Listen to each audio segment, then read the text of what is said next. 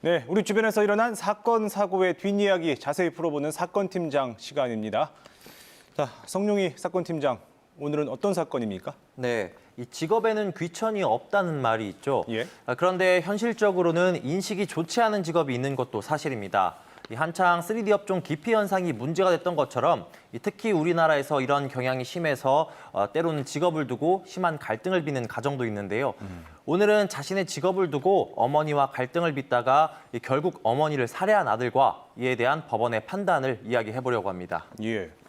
이 직업이나 진로 문제로 가족 간의 갈등이 있는 건 어느 집에나 있을 수 있는데 어쩌다가 이렇게 끔찍한 일이 벌어지게 된 겁니까? 네, 이 서울에서 편의점 아르바이트를 하면서 지내던 이 26살 강모 씨는 3년 전 서울보다 집값이 비교적 저렴한 대전으로 내려왔습니다.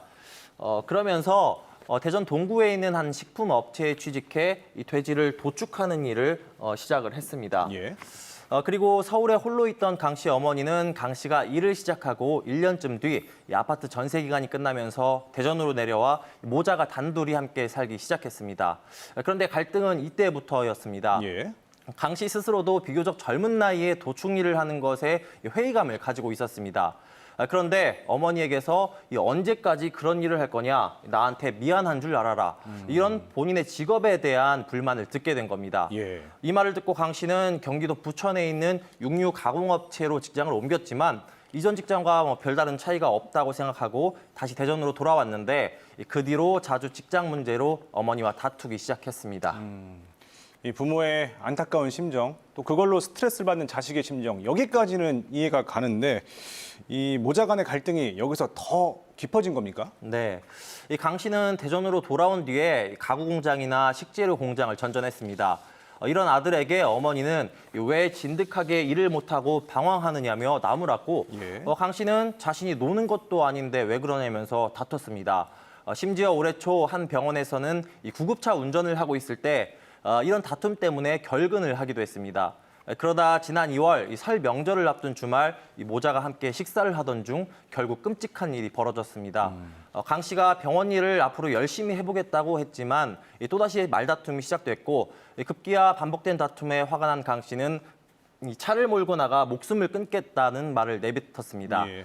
이에 화가 난 어머니가 나가서 그렇게 하라고 말을 했는데 이에 격분한 강 씨는 장롱 안에 보관 중이던 흉기로 어머니를 수차례 찔러 숨지게 했습니다.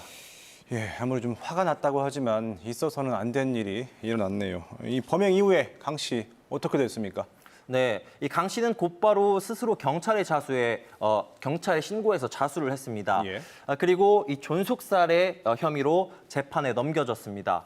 1심 법원 재판부는 강 씨가 자수를 한 점과 잘못을 반성하고 있는 점, 또 범죄 전력이 없는 점을 참작했습니다. 특히 어머니와 함께 거주하면서 다툼이 있었지만 강 씨가 관계를 개선하기 위해 노력한 흔적이 보였고 우발적인 범행으로 보이는 점을 유리한 정황으로 참작했습니다. 예. 하지만 자신을 길러준 어머니를 여러 차례 흉기로 찔러 살해한 범행은 이유가 어찌됐든 용납할 수 없는 폐륜적이고 반사회적인 범죄라고 판시했습니다. 또 다른 가족들이 평생 씻을 수 없는 정신적 충격을 입은 점을 고려하면 이 엄중한 처벌이 불가피하다며 이 강 씨에게 징역 15년을 선고했습니다. 네, 징역 15년. 이게 뭐 중하다 아니다는 시청자들에게 판단하도록 하고. 그런데 이 검찰이 청구한 보호관찰 명령, 이건 기각이 됐다고요? 네, 그렇습니다. 검찰은 강 씨가 같은 살인 범죄를 다시 저지를 가능성이 있다며 보호관찰 명령도 청구했습니다. 그러니까 이 강 씨가 형을 다 살고 사회에 나와도 일정한 감독과 지도가 필요하다는 건데요. 예. 재판부는 이 검찰의 청구를 기각했습니다. 강 씨에 대한 재범 위험성을 평가했는데 이 중간 수준으로 평가가 됐고 형사처벌을 받은 전력이 없는 점, 대상이 불특정 다수가 아니었다는 점을 근거로 삼았습니다. 그런데 이런 처분을 떠나서 이 직업 때문에 빚어진 갈등으로 이 사람이 목숨을 잃는 참극까지 벌어진 게 이 사건의 핵심인데요. 예. 우리 사회가 아직 이 평생 직장이라는 인식이 강하고 또 직업만으로 사람을 평가하는 경향도 있는 게 사실이죠. 예. 이번 사건이 이런 우리 사회의 한 단면을 보여주는 씁쓸한 사례가 아닌가 합니다. 네, 한 사건으로 우리 사회 단면까지 짚어봤습니다. 성 팀장, 오늘도 수고했습니다.